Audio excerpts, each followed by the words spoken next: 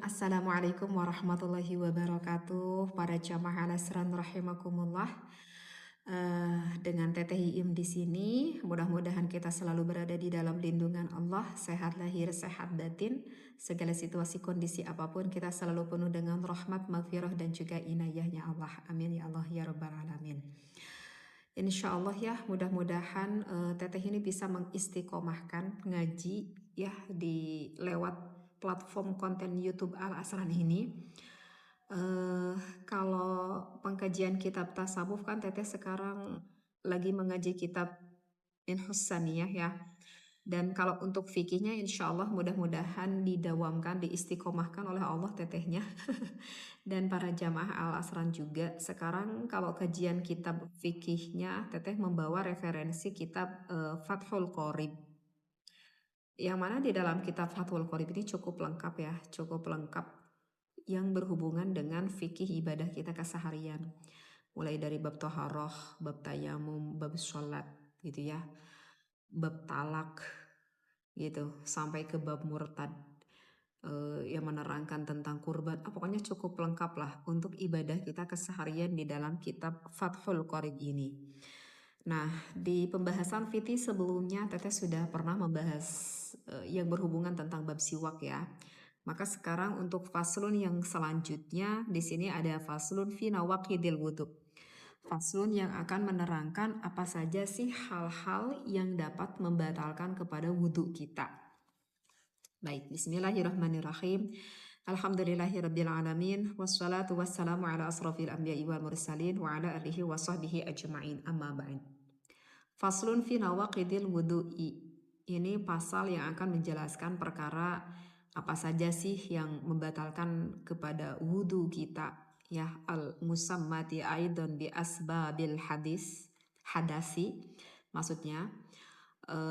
Dan ini yang membatalkan wudhu juga ini disebut dengan sebab-sebabnya hadas seperti itu. Walladzi yunqidhu au yubtilul wudu'a sittata asya'a. Kalau di dalam kitab Fathul Qorib yang membatalkan kepada wudhu itu ada 6 perkara. Kalau Teteh lihat di dalam kitab Safinah atau Kasyifatus saja ada 4 hal ya yang membatalkan kepada wudhu. Tetapi sih mau 4 mau 6, tetapi pada dasarnya ya nanti tetap aja sama kok apa-apa saja yang membatalkan kepada wudhu. Jadi kita tidak perlu berpikir oh kok di kitab lain cuma ada 4 kok di sini ada 6. Tapi nanti kalau diterangkan sama-sama aja sih kalau dari bicara isinya mah gitu ya. Nah, apa saja nih? Ahaduha, salah satu jadi yang pertama ya, ma kharaja min ahadis sabilaini ayal qubuli wad duburi min mutawaddi'i hayyin wadihin. Yang pertama yang membatalkan kepada wudhu kita, dapat batal wudhu kita itu jika ada yang keluar dari salah satu jalan, baik mau bagian kubul itu area depan atau yang keluar dari area dubur, berarti area belakang. Apakah itu keluarnya itu bagi kita pada saat ini kita yang masih diberikan kehidupan oleh Allah ya, dan juga itu jelas akan jenis kelaminnya. Oke, ini sebetulnya kalau Teteh dibaca referensi kitabnya agak cukup panjang juga ya. Kalau misalkan dibaca referensi kitabnya, maaf ya jika Teteh tidak membaca referensi kitabnya dengan detail satu persatu kayak kita ngaji santri gitu ya. Nah, apakah itu yang keluarnya itu seperti hal yang sudah mu'tadan? Jadi mu'tadan itu ya sudah terbiasa. Kalau yang keluar dari area depan belakang itu apa coba? Kabaulin wa ghaitin. Mau keluarnya air pipis atau misalkan yang berupa kotoran padat ya dari area belakangnya seperti itu. Atau misalkan aunadiron, atau misalkan yang keluarnya itu jarang keluar. Misalkan seperti apa? Kadamin, misalkan seperti keluarnya darah gitu ya. Di area depan keluar darah itu kan jarang ya. Itu berarti kemungkinan ada penyakit itu kalau misalkan ada keluar darahnya. Sama, keluar darah pun itu membatalkan kepada wudhu kita. Atau misalkan yang keluarnya itu wahaso, misalkan yang keluarnya itu seperti batu kerikil. Berarti kalau batu kerikil itu biasanya orang yang punya penyakit batu empedu ya. Apa? Kok batu empedu? Apa yang keluar kencing batu maksudnya. Yang keluar kencing batu kan. Suka ada ya yang keluar kencing batu. Nah, sama. Itu juga kalau misalkan keluar batu tersebut dari area depannya, yaitu sama membatalkan kepada wudhu kita. Baik itu yang najis ataupun yang tidak najis. Apa coba contohnya yang tidak najis? Kalau di sini dicontohkan seperti apa yang kalau tidak najis? Kadudin. Kadudin itu adalah ibaratkan seperti ulat, bukan ulat atau ya apa ya? Cacingan. Nah, cacingan gitu ya. Suka ada anak kecil yang cacingan gitu ya. Tapi ada gak sih orang yang sudah dewasa cacingan? Mungkin ya, mungkin saja ya yang terjadi. Udah dewasa tapi cacingan. Nah, kalau misalkan yang keluarnya cacing itu gimana? Membatalkan gak kepada wudhu? Nah, kalau Teteh barusan baca di dalam kitab Fathul Qorib ini sama. Kalau keluar cacing juga ini sama mengeluarkan, apa itu membatalkan kepada wudhu kita.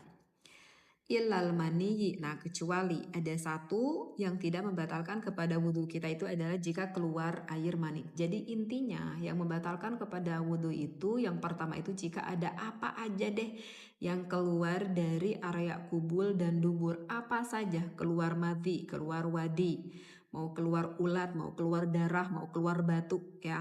Gak mungkin juga keluar lemari kan. Pokoknya itu semuanya membatalkan wudhu kita. Mau keputihan di wanita sama itu membatalkan wudhu. Seperti itu. Kecuali satu yang tidak membatalkan kepada wudhu kita, ilal maniyi, kecuali keluarnya air mani atau keluarnya air sperma. Karena itu hukumnya suci, tetapi itu mewajibkan kita untuk melakukan mandi besar. Itu bebas, apa keluarnya bikhtilami, apakah keluarnya bikhtilamin, apakah keluarnya dikarenakan mimpi, seperti itu ya. Karena mimpi basah misalkan ya. Gitu. Oke, ini Teteh nggak dibaca semuanya ya pembahasannya. Sama Teteh agak sedikit dilewat. Nah, sekarang gimana? Kemudian wal mushkilu. Nah, sekarang merambah ke pembahasan bagi orang yang khunsa muskil. Tahu nggak khunsa muskil? Khunsa muskil itu adalah bagi seorang waria. Nah, khunsa itu wandu atau apa bahasa kita itu waria. Nah, waria itu bukan apa? Bukan laki-laki yang berubah menjadi perempuan, itu wandu atau khunsa, bukan. Kalau itu kan jelas diciptakannya oleh Allah, lahirnya sebagai laki-laki. Dia jelas punya jenis kelamin laki-laki.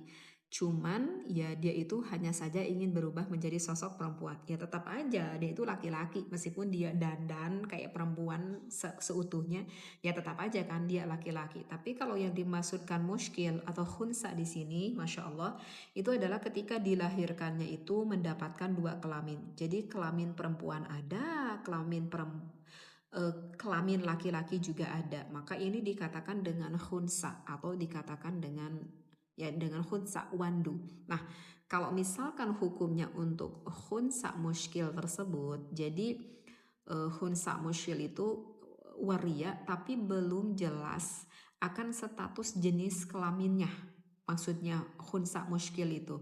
Karena untuk waria ini pun ini tetap aja nanti ketika dia itu sudah dewasa, dia itu pasti akan menentukan ke salah satunya. Jadi dia itu lebih condong kemana?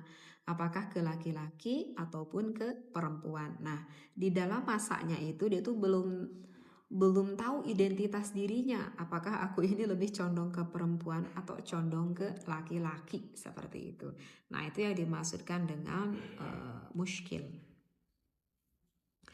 Nah, jadi maka ini yang bisa membatalkan yang kudu wudu'uhu, yang bisa membatalkan kepada wudunya itu bil khariji min farjaihi jami'an, jika yang keluar tuh dari kedua kemaluannya secara keseluruhan.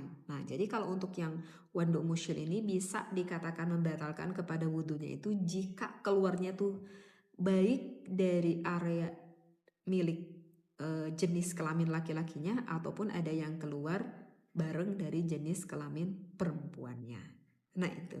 Tapi kalau misalkan nanti sudah dewasa, dia sudah bisa menentukan sendiri, ya udah gitu. Itu batal meskipun keluarnya di salah satunya saja. Baik.